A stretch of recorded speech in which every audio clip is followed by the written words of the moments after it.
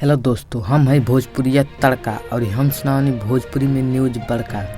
त रउआ लोग भोजपुरी में खबर सुनल पसंद करे नी त का सोचत बानी, फटाफट चैनल के सब्सक्राइब करी।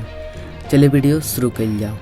पहला ताजा खबर बा कि भाजपा के राष्ट्रीय महासचिव तरुण कहना कि पीओजेके के इंच इंच भूमि भारत के भूमि है, जौने देश के रक्षा मंत्री और विदेश मंत्री कहला लो उ एकदम सच बा। 140 करोड़ भारतीय लोग के आवाज देखे के बाकी इंडिया गठबंधन और कांग्रेस के सहयोगी फारूक अब्दुल्ला भारत में पाकिस्तान के दूत बन के आयल बाना।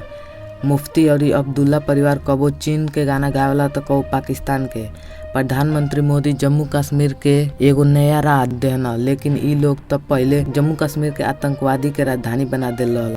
दूसरा ताजा खबर बा कि अभिनेता सलमान खान के घर के बाहर जौन फायरिंग भइल रहल ओमे एगो और आरोपी गिरफ्तार भइल बा, जौन 5वां नंबर पर गिरफ्तार भइल बा।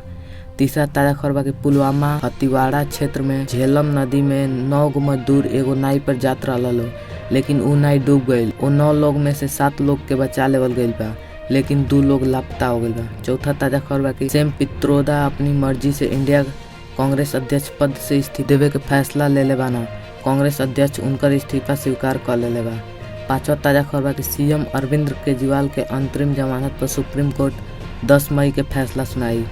छठवां ताजा खबर बा कि दिल्ली कांग्रेस के नेता प्रियंका गांधी वाड्रा बयान पर कांग्रेस मंत्री किरण रिजिजू कहना कि देश रही तबे तब सब मुद्दा रही।